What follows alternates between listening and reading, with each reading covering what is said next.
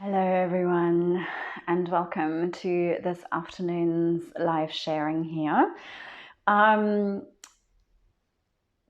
Potentially a little bit unprepared. Well, I wouldn't say unprepared, but I want to share a sort of work in progress. And I have no idea where that might be going and how to explain it all that makes some form of sense. And I thought it would be good to share because I would absolutely love some feedback and comments on whether I am actually making sense, because that's kind of really what I'm trying to share, a mapping out of the essence of my work, as well as kind of like the landscape in which this work sits. And so it's literally kind of like I'm trying to draw this map.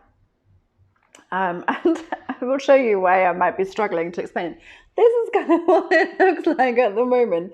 Not messy at all. Well, so on this map will sit a whole bunch of things, including my view as to, for example, what is contributing towards developing disease and imbalance in the first place. I've spoken about this many times, but it could be our modern lifestyle influences, it could be trauma, it could be the conditioning, it could be a number of things, and how that impacts our well-being and why, and what that leads to, including chronic pain, chronic conditions, depression, anxiety, etc. So that might be part of the landscape of where we're in, because that's the context of the work. But it might also include some of the issues I see in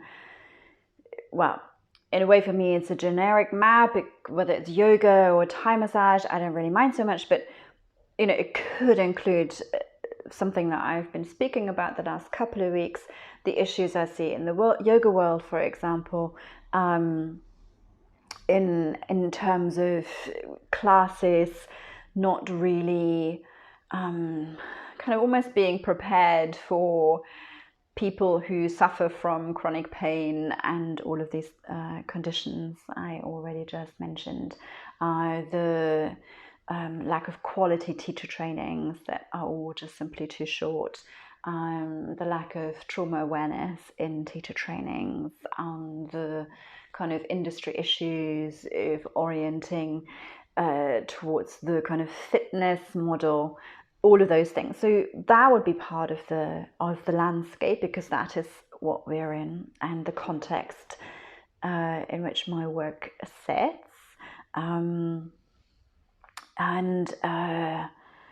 But at the heart, so there's a number of things that I'm thinking of kind of creating on this, or adding to this map, so that you kind of know also, kind of where you might be coming from and where you might be going to.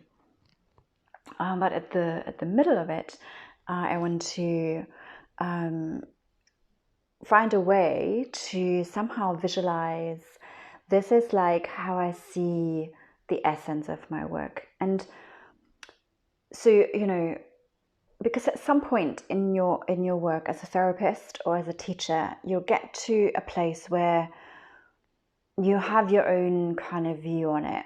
And it isn't necessarily, it could be, it's not necessarily though, a completely unique point of view on something. I literally, like, you completely discovered something that nobody else has ever even noticed. But it's more likely to be this kind of, okay, I've learned all of this. And at some point I've learned all of this and I studied all of that. And I've got all of these years of experience of working with all of these different types of people, teaching or giving treatments or whatever it might be, facilitating whatever process. I have had so many conversations with my colleagues. I have worked in so many different places, and at some point, and I've read so many different books, and at some point, it kind of just puts a picture together for you, some of which some parts of that picture will be, yeah, that's great, and it kind of just sits there, but it's not completely integrating in with what you really believe in. But other things will become absolutely fundamental and might even change your direction, might become a pivot point around your whole understanding of what it is that you do. Suddenly there's this, okay.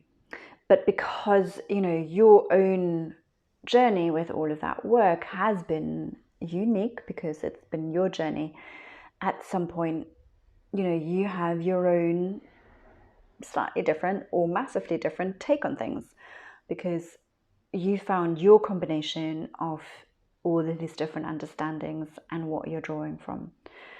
And so I thought it might be quite helpful to somehow kind of map it out for really bringing clarity to my approach to things.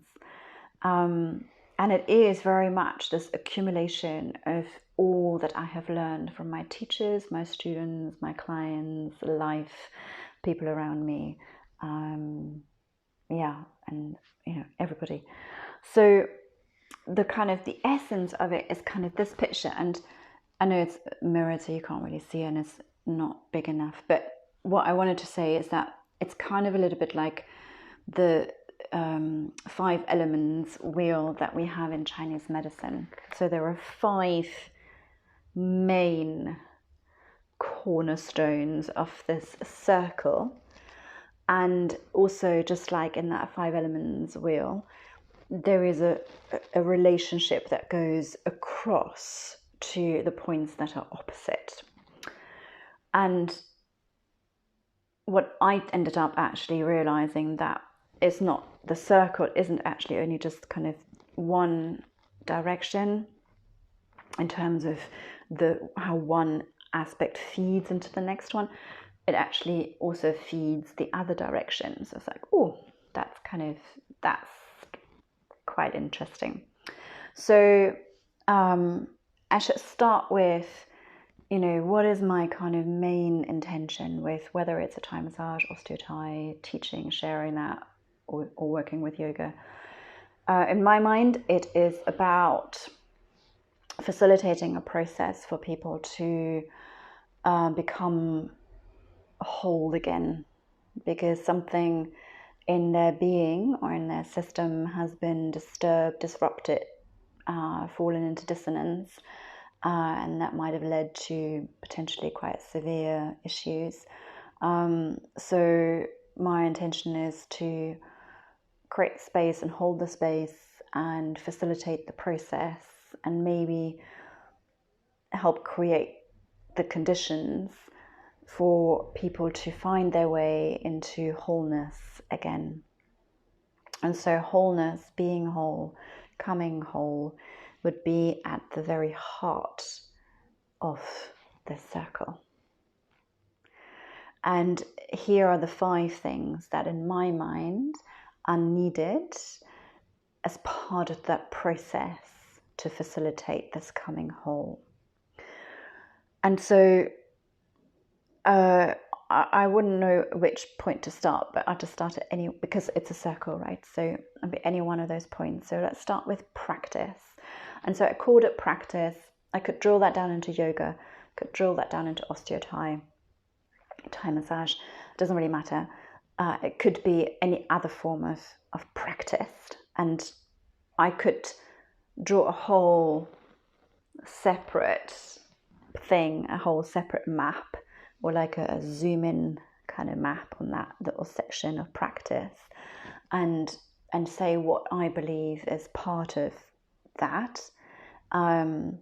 But for now, I'm just going to put that out there. It's the practice. You've got to do the practice, show up for the practice, receive the practice.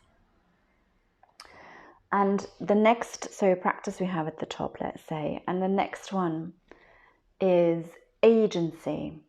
And so agency, I mean our ability to move, to act, to stand strong and make decisions, to stand steady in all of the fluctuations of life, to move forward in a constructive, socially engaged, compassionate, kind, harmless way. It's about being able to live your life without doing any harm, but still being able to do and achieve something. And that is really that link between doing your practice and finding that way.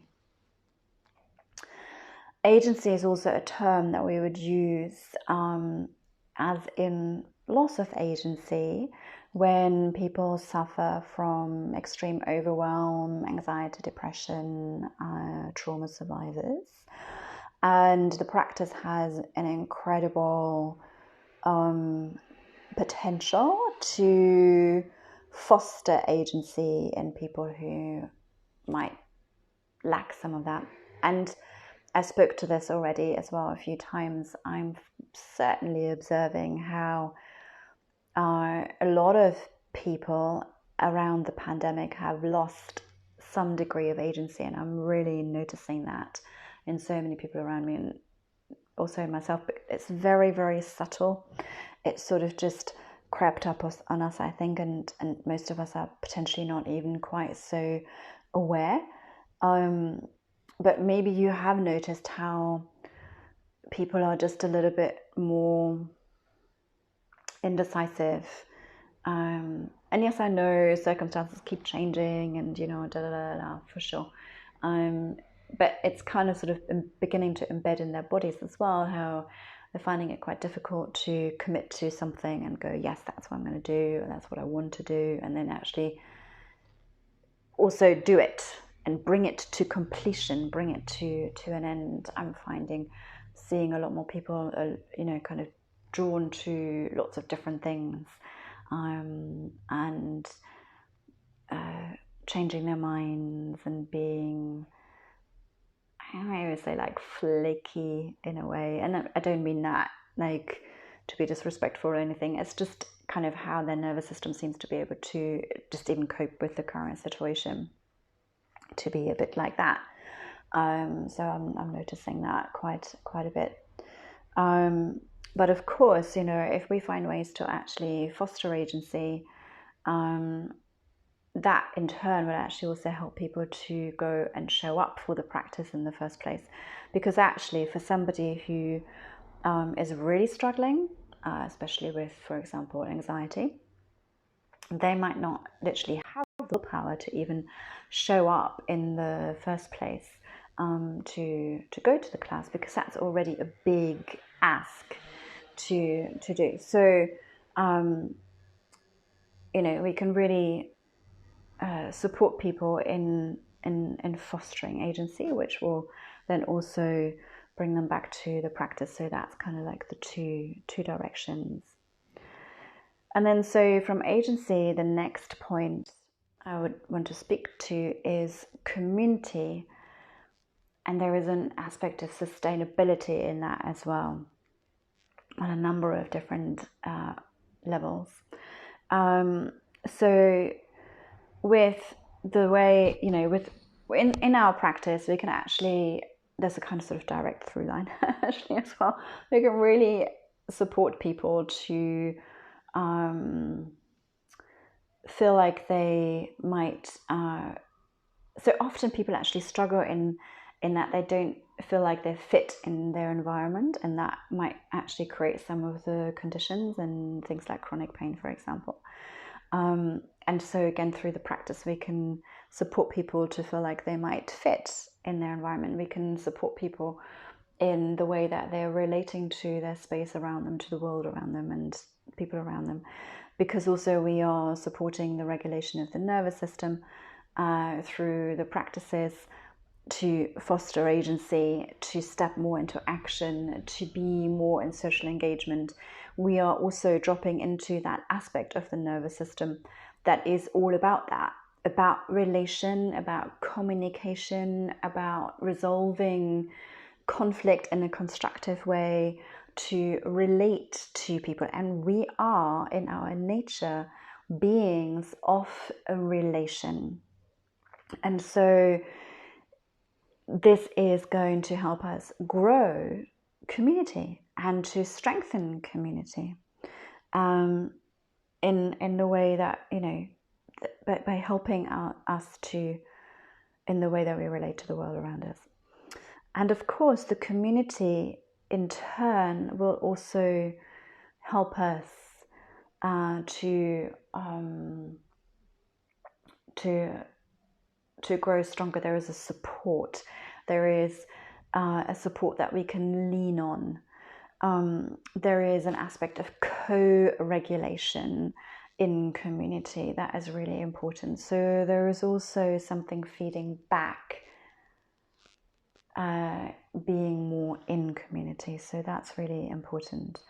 And what that kind of, in terms of the sustainability, it means that maybe we are developing a practice that is more sustainable, that becomes more regular and actually really nourishing and supporting us ongoingly, because it's never really about a quick fix, ever. And you might even say that by growing our community, of course, we're also making the practice more sustainable, as there is, a more kind of, there's more continuation in the work. People are staying with the same teachers, with the same groups. They grow together, they develop, they learn.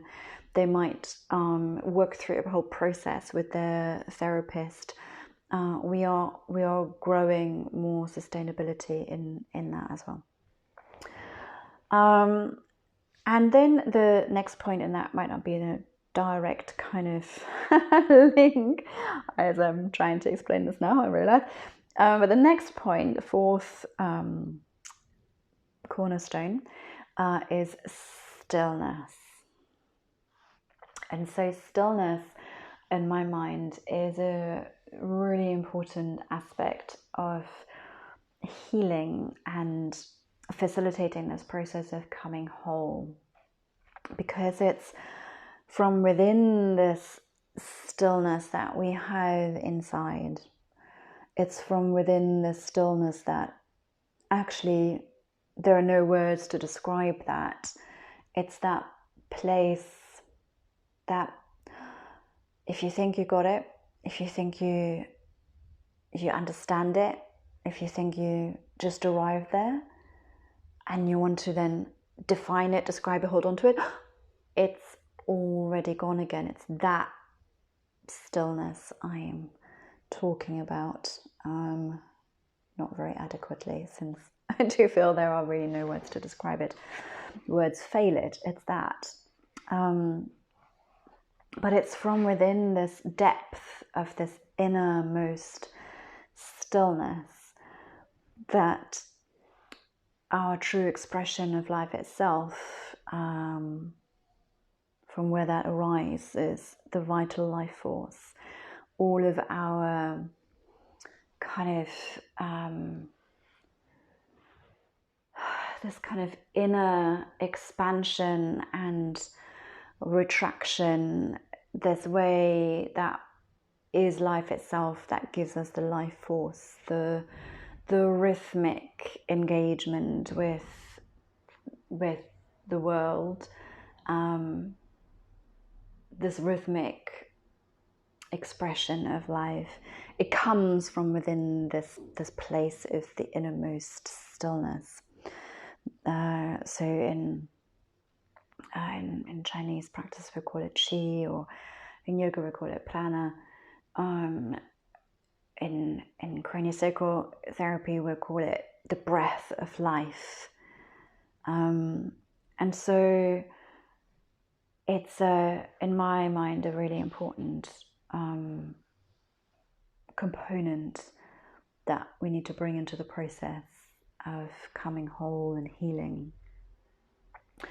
And so how does community and sustainability help us with that?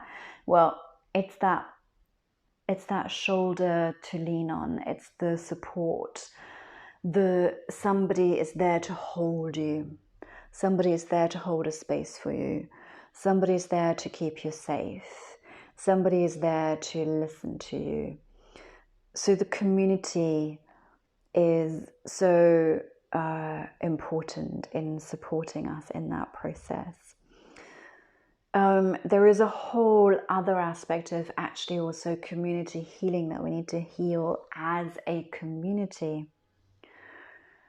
I guess that might be a different talk altogether, but it's a part of this. And as long as we are not healing really as a community, there will be continued kind of friction keeping us from really dropping into this stillness place. And it's when we find more of the stillness in us, we will arrive more in a place of compassion. So if I was to describe this place of stillness with some more words, there would definitely be, it's something to do with your heart center, and it's something to do with compassion. It's something to do with grace. And so if just a few more of us could hang out in that place a little bit more often, we would all bring a lot more compassion to the community, which will then help also the community healing. So that's how that fits together. And then the last component is listening. It's not too dissimilar to the stillness thing, but it's the act of actually tuning into it, because the stillness is just there, but the listening is something that kind of needs to form part of our practice, I would say, probably. But we just need to listen. We need to listen to the language of our body. We need to listen to each other. We need to listen from within this place of stillness, and we need to listen to that place of stillness. And so when we are more within this place of our inner stillness, we are, it means that from a nervous system point of view, we're definitely in a much more regulated place. And from a place of regulation, we can listen much better. From a place of being more regulated, we will notice when we see something. We would actually, we'll look at something and actually see, and we will listen to something and actually hear, and we'll be able to listen without prejudice and without assumption. And that's not that easy. Seriously, like, I actually don't know that many people who really know how to listen without any judgment at all. And if you think about it, I don't know, how many people do you know? And it's only kind of, like, I would say it's almost quite normal. I mean, we all have our opinions, we all have our own experiences, our own knowledge, our, da-da-da-da-da. And we all have our own prejudices in some way. And whatever we hear, we map against our own experiences. So it's not so easy to switch all of that off. But that's what it's about. It's about true listening. And we need to be in a kind of more regulated place for that. And the more and better and more truthfully we listen, guess what? We will drop into an even deeper level of that stillness, which is absolute key. I also am sort of doubting right now whether it really sits in the circle or whether it's slightly more important than the others. I don't know yet, in the whole process of facilitating the process of coming whole. And so from listen, we go back to practice, the first cornerstone. And listening allows us to listen really to our body, to really develop awareness, as we will call it, to learn to distinguish between sensation and pain and comfort and pressure, to actually learn from sensory input. So the more we listen in our practice, we'll be improving our interoception, also our proprioception. And the practice, in turn, through the kind of reconnection to the body that we get through the practice, whether that's through receiving touch or through moving the body or whatever it might be, the reconnection, overcoming some of the dissociation that we are suffering from with our body, will help us in turn to listen better. Because we'll be coming back into the body, and as we're coming back into the body, we might be able to hear more clearly what the body actually has to say and understand the language of the body. So those are the 5 things mapped around in a circle: practice, agency, community, sustainability, stillness, and listening. But maybe you'll remember how I was also saying, it kind of goes like across also, like in different ways. And so I might not go through all of this, but like the stillness, for example, also offers an opportunity for release of tension that might help us with the practice to be more effortless and less of a fight or conflict or a struggle. And in return, the practice connecting or creating a body-mind connection. And the more the body-mind come together, the more we are a body-mind, again, we might find an easier access to this stillness. There's quite a lot of these kind of cornerstones that are really nourishing for a number of things and are supporting us in many ways.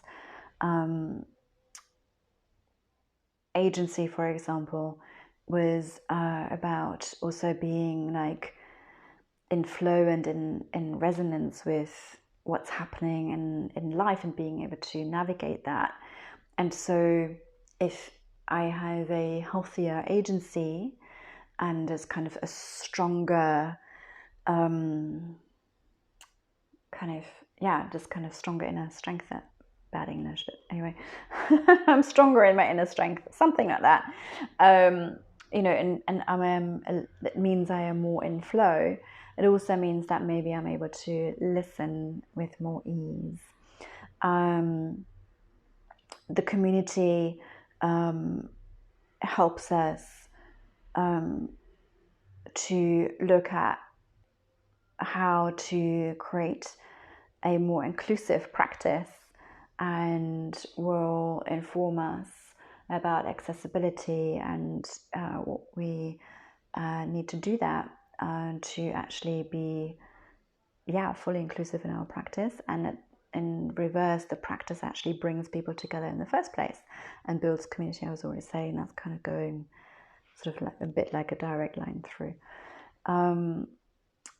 What else? The listening, for example, there's also a lot of compassion in that, and that will nurture our community.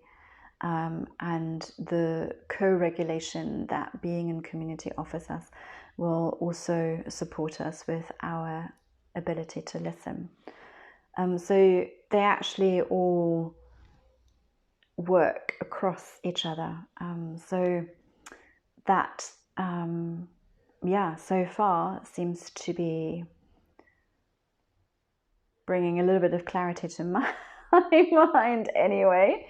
And so I was, just really hoping for some thoughts and feedback on that. Like, is this way too complicated?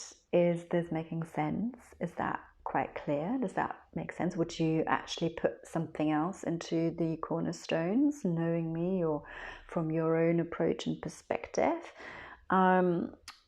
The one additional layer I would add is that the whole thing is within a safe space. So baseline for any of this healing and this work to take place is that we need to create a safe space. And to that, I could speak what that involves, creating a safe space. So in a way, if I go back to the metaphor of this being literally like a map, you know how when you get a map of Lisbon, I don't know, it might also have like an area map. So it gives you the context of where Lisbon is in context of the rest of the country. But then it might also zoom in on certain areas of interest. So definitely like you have a kind of zoomed in map of probably Baixa and Barro Alto and Alfama and, you know, all of the tiny little streets are, so you can see that much better. So you get more detail zooming in on some things. And you might also get like a list of all of your, you know, great spots to visit, or I don't know, some restaurant recommendations, or I have no, you know, I know it all happens on our phones nowadays, but those of you old enough to remember when you actually were given a paper map of something, those were all the great things that you would get on a map. And so to me, I quite like the idea of going back to this old-fashioned map, and I might actually get my crayons out and a huge piece of paper and start coloring this in and putting this into kind of real order. But yeah, so questions, feedback, thoughts. Have I confused you massively or is this making sense? Would love to hear. And then also would love to hear which of these things that I might have just said you feel like, I really want to have a zoomed in version of that bit, because either because it wasn't making enough sense, or because you might know that I have a lot more to say on that and you want me to say it and hear from me on that. And so, yeah, I guess, I mean, in the context of this, that might literally go into another video or a blog article or something. I might write about it. So all of that I would love to hear from you. If you managed to sit through all of my ramblings, thank you so much for bearing with me. Thank you so much for your input and for sharing this journey with me. It is because of all of you that I have come to, you know, this kind of take on things in the first place. It's come from you. It's come from working with people and learning from you. And yeah, so thank you so much for that. I say all the time how grateful I feel that I am able to do this work and share this work, and that is really entirely down to you. So thank you, and enjoy the rest of your day, the rest of your week. Thank you so much. Take care for now.